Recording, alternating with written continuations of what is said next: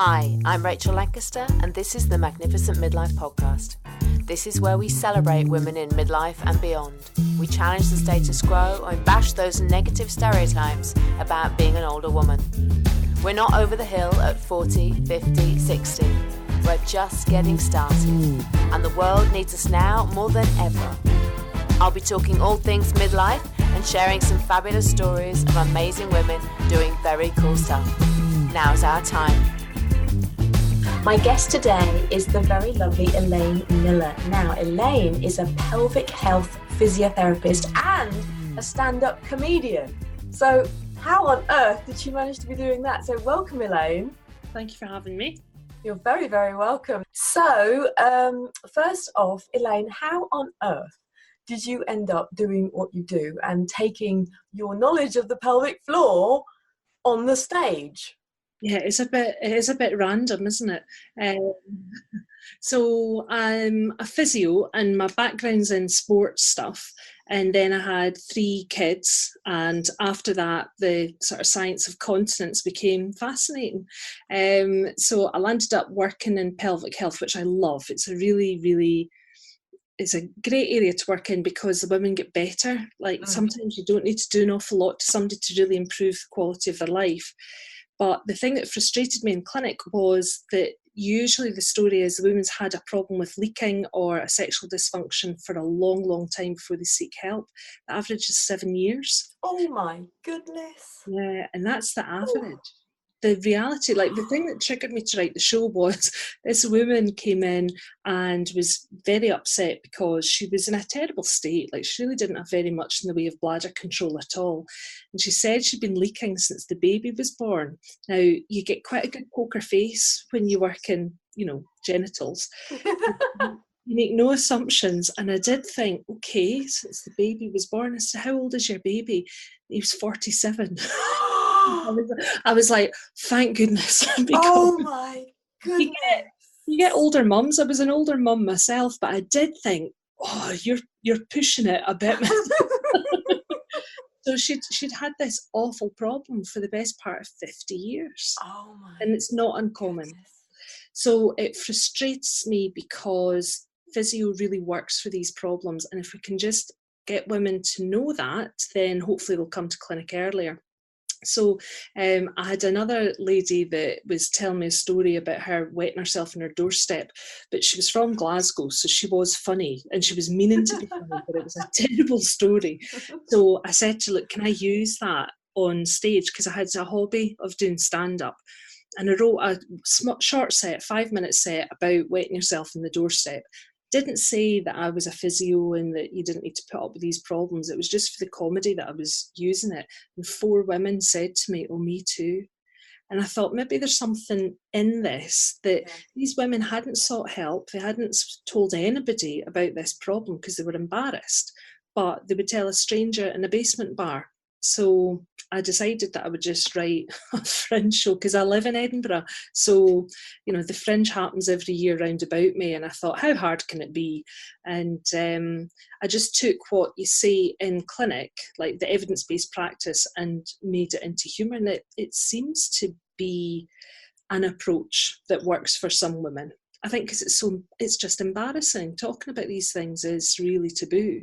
So I'm delighted that you raise this because it's so important. Well, the funny thing is that when I first, sort of started out on my mission, I started my magazine, The Mutton Club. I think you were one of the first women I found and profiled as a midlife reinvention because I just loved this story of a pelvic floor physiotherapist who then went on to be a stand-up comedian. And you've been doing this now since 2013, haven't you? Yeah. The first show that I did, the first year that I did was then, which wasn't yesterday, actually. And I did think that year, there's no way that people are going to come to a show about, pelvic floors. This is going to be a disaster. And the average Fringe show, so the Edinburgh Festival is massive. The population doubles, and it's a whole month of festivals, and it's huge. It's the biggest arts festival in the world. So getting an audience is a bit of a challenge, and the average audience is 8. So I thought, nobody is going to come. This is just going to be an exercise in, humility. And I had like 120 people come into the show. And I'd like to think that's because I'm hilarious, but actually it's because women are desperate for the information. And because I'm local, I knew where the local women's groups, running clubs, parenting groups and things like that were. So I emailed round all the nurseries to say, I'm doing this show, and that's how I got an audience. But now that it's gone on a bit and I've been thinking a bit more deeply about, well, why does humour seem to work? I think it's because if you laugh together, you know that you're sharing a problem, so it helps address the sort of social isolation. It's a real barrier to women seeking help for pelvic floor problems. That's my theory anyway. I think that works. We need a menopause show as well then, don't we? There is a menopause the musical. I haven't seen that. But there's a few. And Hormonal Housewives does stuff. Julie Coombs got a good show about it. There's a few. Pauline Ear's got one. And I'd quite like to see like a women's festival where they just have a bunch of shows using the arts that are themed towards women's health and women's issues. And that would be right up my street. That's a great idea. We might have to start working on that one. That's a fabulous thing, isn't it? But I think you're right, is that the humour, it helps with the taboo, doesn't it? But it is quite ridiculous that these things are taboo. And it's so crazy to think that we don't ask for help. We kind of assume that this is the way it is, and this is the way it's always going to be. And as you said, it doesn't take much to dramatically improve a woman's life.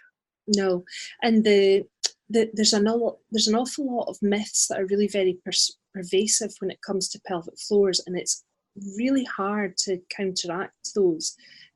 So women believe that wetting yourself is normal after having had a baby.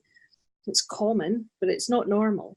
And they believe that it's normal when you get to be, a bit older, once you're in your 50s and 60s, it's just what happens. And it's not true. It's common, but it's not normal to leak pee or poo or anything else. It's just something that happens because usually of a pelvic floor problem, either that it's too tight, it's not able to relax, or the pelvic floor muscles aren't strong enough, or your bladders become dysfunctional, it's not working in a coordinated way, or lots of reasons why people would have bowel leakage. And all of these conditions can be improved, if not cured, with help. The treatment is amazing. It's really, really effective. And there's gold standard treatment and gold standard evidence that conservative treatment works if we can get hold of them. But trying to get women to talk about it is really difficult. They'll make a joke about trampolines. They'll make a joke about, oh, no, just, one glass of wine for me, or else the tears start running down my leg, and everybody ha-ha-has. But actually the impact that incontinence has on somebody's well-being is universal, because it interferes with everything that you want to do. And it really affects a person's sense of self in a way that very few other things do. Because if you get a condition or an injury or a disease, then that's sort of seen as being out with your control, and it's just, bad luck or circumstance in lots of cases. But with incontinence, there is a shame that's associated with having lack of body control. That is, I can't find a society where, wetting yourself is socially acceptable. The thing that women talk about and get really upset about in clinic is that they are frightened that they will turn into being a smelly old lady, because that's the caricature of what happens when you're older. And I get really exercised about it because there's no need. The stats for this is really depressing. It angers me. The stat is it's 1 in 3 women wet themselves, which is huge. But I also think that that's grossly underestimating the size of the problem, because although it's the official statistic is for all the age ranges, it's 1/3 of women that wet themselves. There's not many women that if you say to them, do you wet yourself? They say, yes, I do. No. Yes, I do. It's really underestimating the problem, that if you go to any school gate and say, I've got a new trampoline, do you want to go? They'll just laugh at you, because women often it's a small problem that starts, so they have a bit of a leak and they manage that themselves with loo roll or not drinking anything ever again, or going to the loo every 5 minutes just in case. And it tends to be quite a slow process, so that they don't become suddenly incontinent overnight. It's happened over a period of time. And because women are used to dealing with mess and we're used to dealing with pads, we just manage until you realise that actually this is a huge imposition on your life, and you're no longer exercising, you're no longer being sexually active, you're worried about going on car journeys, and it impacts on people's work and what they wear, and it's horrendous thing. It's massive, isn't it? And if it's 1 in 3, that is really deeply shocking. Yeah, and that's what frustrates me, because it is so common. It's 1 in 3 women wet themselves. It's 1 in 9 men. It's fewer men than women because, you know, pregnancy doesn't affect them, menopause doesn't affect them.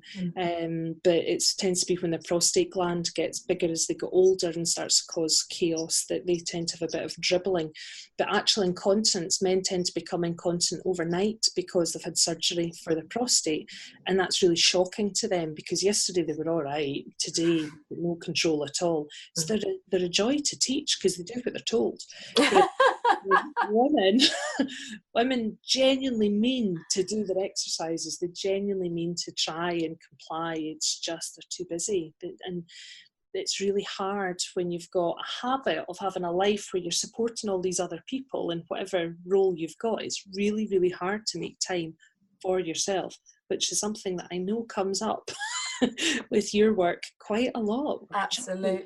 Yeah, I'm trying to change that, because to be honest, I'm going to sound really hard here, but when you say you don't have time, it's a bit of an excuse, because it's about what you're prioritizing. And if you're not prioritizing yourself and your own self-care and what you need to do, then you're not going to have the time to do it. So sometimes you just have to call them out and say, look, do you want this fixed or not? If you want it fixed, you've got to do the exercise, and you've got to, you know, I don't know, write a note on your fridge or something saying, or whatever it is you've got to do. But it's got to be done. Yeah, it is really one of the biggest problems with pelvic health. Isn't that women are idiots and they don't know they should be doing their pelvic floor exercises. It's that they're not sure if they're doing them right. So it's really hard to motivate yourself to do something that you kind of really believe is a bit ineffective because you don't think you're doing them properly in the first place. And we just forget. Yeah, we forget. Yeah. Because usually these conditions aren't painful. So if you've got, say you're seeing a physio because you've got a frozen shoulder, it hurts, and that reminds you to do your exercises in itself. But if you've got a problem with your undercarriage, it's often completely symptom-free, apart from when you laugh or cough or sneeze, and then you have a problem. So it's really hard to, you know, embed it in your mind. There's things you can get that help. There's an app called Squeezy. Yeah, great. And it's NHS endorsed, and it flashes up on your phone, or making it a habit, doing it when you're brushing your teeth. And actually the thing that I think works the best is telling your friends, and then you all nag each other. There was a woman that I saw that went into her work and said to every female member of staff that was of her age, in her 50s, this is a problem. We're going to get together at lunchtime and we're all going to do our exercises. Brilliant. They did, and they didn't tell anybody apart from themselves. So they were using the microwave to heat up their soup at lunchtime and concentrating while they were using the microwave to do their exercises. Brilliant. Then they noticed that all the blokes that were using the microwave were also concentrating. Just no idea what the women were doing. That 2 minutes to do their pelvic floor exercises. What a brilliant idea. Encouraging each other and nagging each other. It's ourselves that we're not good with. So a bit of social pressure, I think, is a great idea. Really helpful. I love that. Heating up your soup in the microwave. It's like with any habit that you want to change, though, isn't it? Or adopt. You've got to sort of make it a habit in whatever way you can, you know. That's part of the reason I think why it takes so long for women to come for treatment, because they manage, they forget, and it's not until something happens that is so embarrassing that, you know, they've had an accident in public, or something has happened that's affected their intimate relationship, or, you know, their children become aware of it or something. There's always something that's a really horrible situation that it becomes less embarrassing to make the time to deal with the problem than it does just to keep carrying on. But I think that whole idea of shame as well, but also I talk a lot on this podcast about ageism, and we have, as you said, that perception of being a smelly old lady. Yeah. So that's, we're being ageist, thinking that incontinence necessarily makes us an old lady, often, in many cases, I think, and therefore there's that shame attached to it. So there's not wanting to actually confront it and do something about it. It's because the shame is so overwhelming. Yeah. It's only acceptable to not have control of your bladder and bowel if you are a tiny baby or really very unwell. For everybody else, it's something that makes us deeply, deeply uncomfortable. In fact, there was a study done in Canada, excuse me, just a very small study of a nurse that was working in palliative care, and she was looking at adults who weren't actively needing the services of the hospice, but they were, you know, using day services and things. So they had a diagnosis that meant that they weren't going to live to old age, but they weren't desperately ill at the time. And she said to them, what is your line? So what is the thing that you would consider is just makes your life not worth living? And she gave them options of being in a ventilator, being fed through a tube, having uncontrollable pain, not being able to communicate, and being incontinent. And 78% of them said if they didn't have control of their body in front of their family, that was it. They would not fit in. Wow. And it's only a little study, and there's not much research into that sort of like the emotional impact, but there's something really visceral about our need to be clean and dry, and if you don't have that, it does something to your sense of well-being that's just enormous. And we know that. You know, everybody knows that. If you wet yourself a little wee bit, you're mortified. Nobody knows. Nobody's aware of what's happened to you. But the sort of anxiety that people experience about, does anybody know? People that have got like quite mild problems in terms of, you know, what we see in clinic, often they're really anxious about odour, and they're scrubbing themselves like they're a potato for fear that their smell, obsessive about changing their clothes, and I totally understand it, but I see a lot of very raw bits. Like, you know, and then they get really uncomfortable because they get skin disorders, and it's totally logical, but equally insane that people put up with this. Yeah. And it's our fault, I think. Physios as a profession, we've got responsibility because we're just not getting the message out there. If stress incontinence, the one where you wet yourself if you laugh or cough or sneeze, it's got an 84% cure rate in 6 sessions. Really? Yeah. 84% in 6 sessions? Yeah, it really, for stress incontinence. And that's one study, but there's lots and lots and lots of studies that show this. That's why the NICE guidelines for pelvic health and incontinence, they all say first stop should be physio, because it works. If we can catch women early enough, I mean, there is a point beyond which conservative treatment isn't going to work, but for the majority of women, if we can catch them early enough, then doing pelvic floor exercises and some basic lifestyle changes cures it. But it's what tends to happen is somebody has a bit of an accident and they're mortified and they don't know that there's help available, or they can't access help because, you know, it's easy if you live in a city and you've got hospitals round about you, but if you are living in a remote place, or if you've got lots of dependents and just trying to make the time to come to clinic is a challenge, and you think you're going to do it yourself, and yada, yada, yada.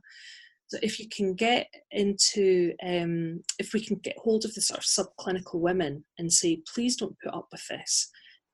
You know, it happens, it's common, do this, this and this, see if it helps. And if it doesn't, come into clinic, then physio is more effective than medication or surgery. Wow. But, I was going to say, but what they tend to do is they wet themselves a bit and they stop drinking.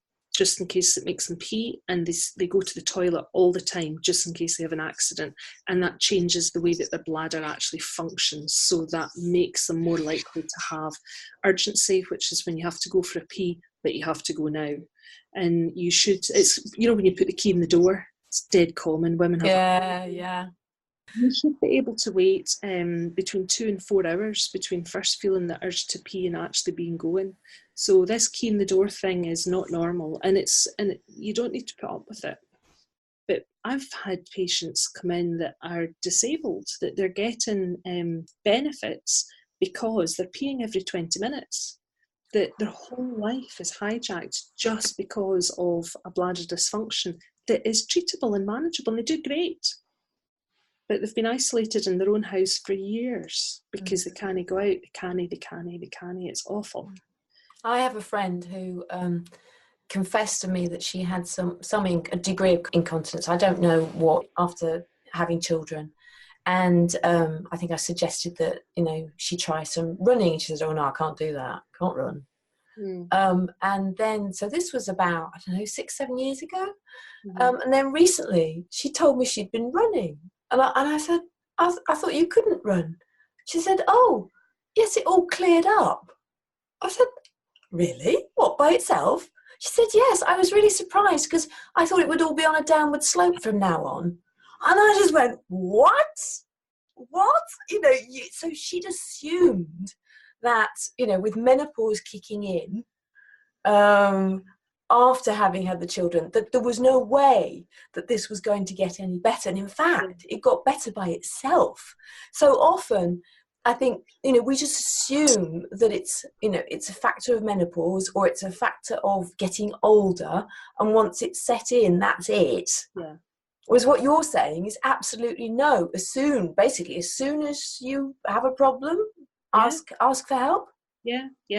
But there's not any time limit on how long on when you can get help. So the normal pattern is somebody has a baby, then their pelvic floors, you know, had quite a tough job, and they're a bit leaky after they have the baby, and that often clears up, usually within the first sort of 6 weeks to 6 months. That'll settle down, just as the muscles go back to normal and your post-pregnancy body returns back to its pre-pregnancy state, or as near as, damn it. And then at menopause, because of the loss of estrogen, the estrogen affects all of your soft tissue, so not just, you know, giving you wrinkles and whatnot, then it affects the ligaments in your body as well. And some of your pelvic floor muscles attach onto ligaments. So instead of everything being tucked up where it was, then the ligaments change, so the position of the muscles change, and that can be enough to lessen the support that your bladder's getting, and that's why you have a problem once you're losing your estrogen levels.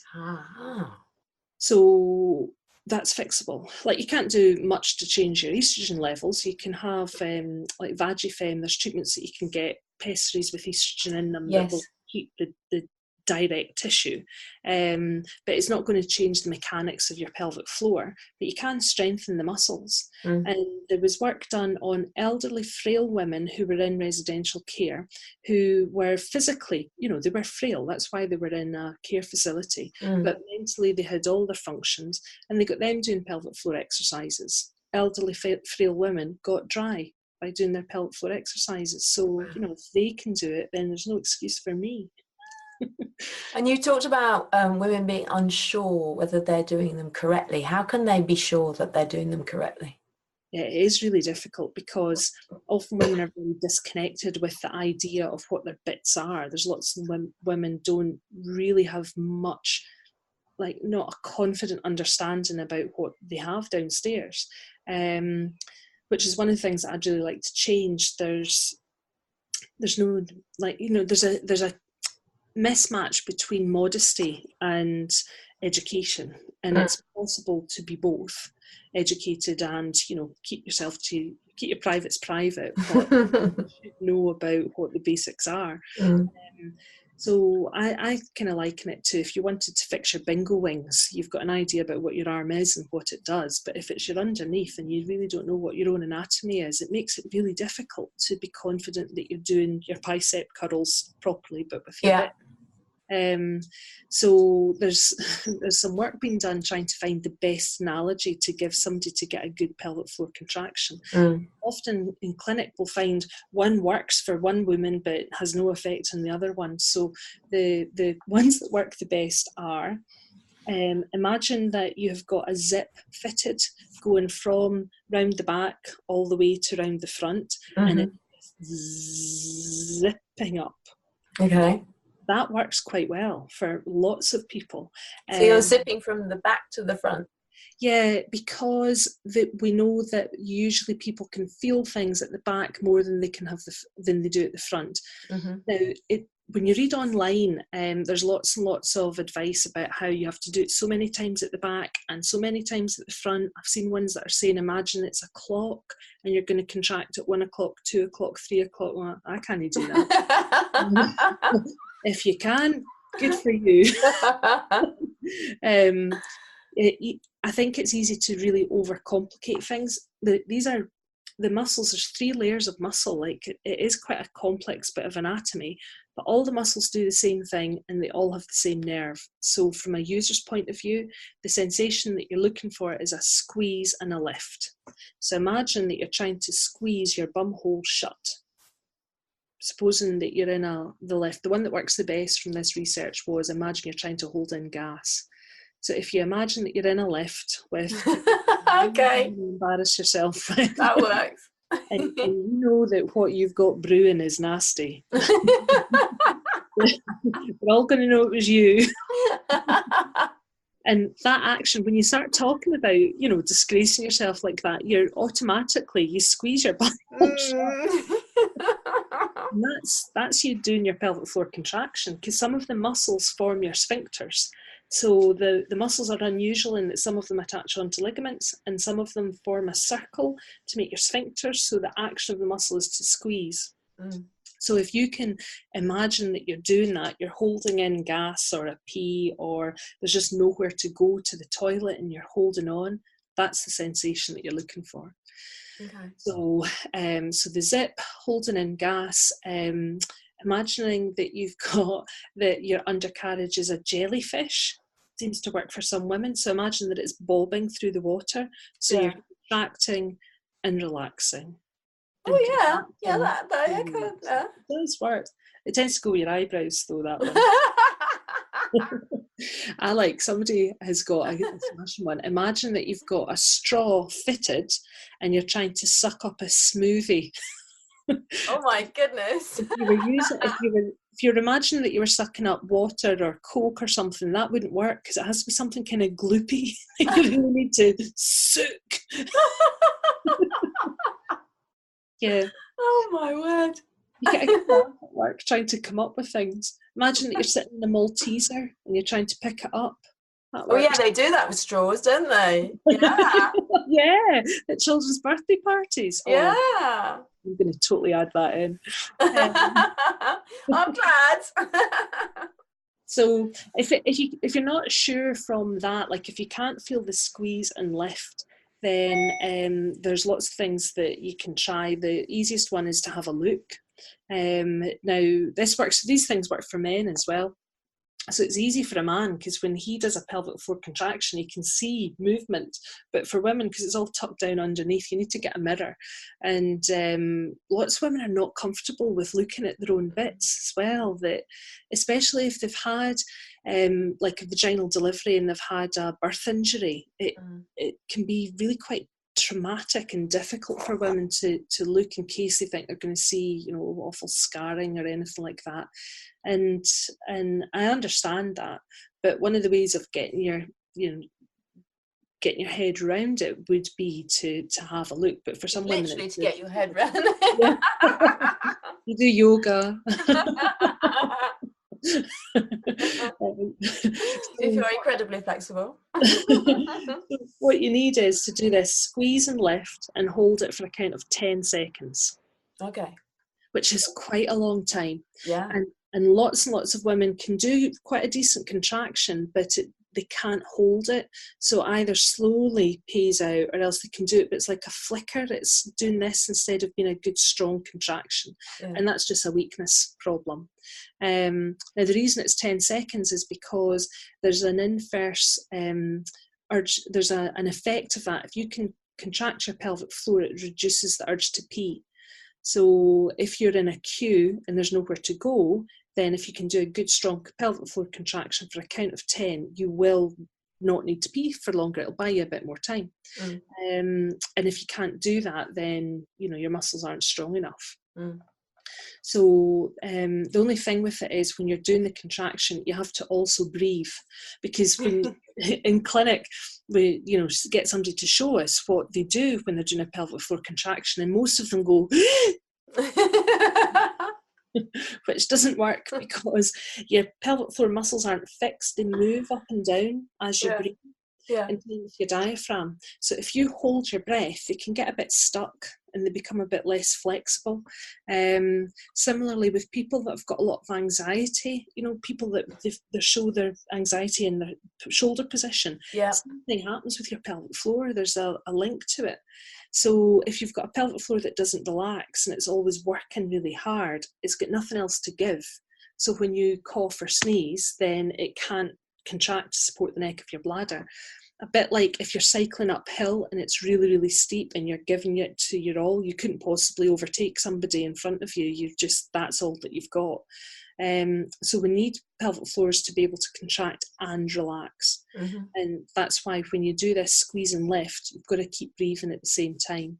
And that can be really tricky. So if you're not sure if you're doing it right, come to clinic. That's what we do. Check. And it's so easy. It's a bit like once you've got the hang of it, you go, and then you know what you're doing. So it's much easier to then commit to it. Yeah. So a hold for a count of 10 and then 10 quick flicks in a row. So it would go like, oh, that's going to be embarrassing. Oh, it's all right. It's going away. Oh, that's going to be so smelly. It's all right. It's going away. 10 in a row. So 10 squeeze and lift and then relax. Squeeze and lift and then relax. And you're holding for 10 each time? No, just like that. Just up and then down. So the first one is 10? Yeah, sorry. First one's a hold for a count of 10 and then 10 quick flicks in a row. Okay. And you've got to do both, because the first one buys you more time, but the second one is like a coordination thing, so that your muscles will kick in when you laugh or cough or sneeze or go on a trampoline, which I recommend that you don't do. And until you've got the problem sorted. There's no need. Do something. Yeah. Oh, I know. My family get annoyed because I go on about this all the time. And I'm like, why aren't we doing that? I think it's absolutely brilliant, and I will support you in any way that I can, because I think what you're doing is so fantastic, and I'm so delighted that finally after 4 years I've got to meet you and got to chat. And I want to know all about Edinburgh Fringe and all of that, but I think perhaps we're going to have you back for part 2 and tell us about I could go on. Well, we've hardly even spoken about bowels. Oh, work. Fascinating stuff. Oh, well, thank you. Well, it's just been an absolute pleasure. I think I'm going to have you back for part 2. We'll talk about bowels. We'll talk about what it's like being a stand-up comedian. I wish you all the success with your show this year. It was all sold out last year, wasn't it? Is that right? Yeah. The whole run sold out, which is quite exciting. So this year I'm back with the same show, but I've got a bigger room and we're going to do some research, because I get emails from people saying, I saw the show, I'm doing my exercises, I'm fine, thanks very much, which is great for my ego. But the point of it is, it would seem that if you can give evidence-based information to people in a way that's funny, they're retaining it in a way that they're not doing it in other deliveries. So we're going to do some research to see if humour is an effective health promotion tool. Well, it's the whole telling a story, isn't it? If you tell somebody a fact they don't remember, if you tell them a story, then they remember. We remember it. Yeah. That's what you're doing. You're telling stories. Yeah, quite rude ones. But, so we'll see. I'm quite excited. So it's on every day. If you're in Edinburgh, then come and see it, please. I've got 3,500 people. So it's every day of the 1st of August to the 26th of August at 4:30 at the Gilded Balloon on Rose Street. And it's called Gusset Grippers. Gusset Grippers. Yeah. And there's freebies, and there's a 5'4" singing vulva. And it's a bit silly, but it seems to work. It works. It'll be embarrassing if it turns out that it's rubbish. If I do this study and there's no effect at all, you've been wasting your time. No, I know it has an effect. You don't need to do the study. I know these things. Well, it's been an absolute pleasure. Thank you so much, Elaine, and good luck with everything that you're doing. And as usual, we'll have links to how you can find out more about what Elaine is doing, how you get tickets to the show, and everything else. So thanks so much. Thanks, Rachel. Okay. Bye-bye. Bye. Cheerio. Thank you for listening to this episode of the Magnificent Midlife Podcast. It would really help me get the message out and inspire more women to feel empowered in midlife and beyond if you left me a 5-star review on iTunes or wherever you may be listening to this. And share this podcast with your friends too. If you'd like to take your own midlife up a notch, why not join our members club? It's where you'll find the strategies, support and connection you need to live the very best next phase of life. You can find out more and get the show notes for this episode at magnificentmidlife.com. Help me change the world one midlife woman at a time.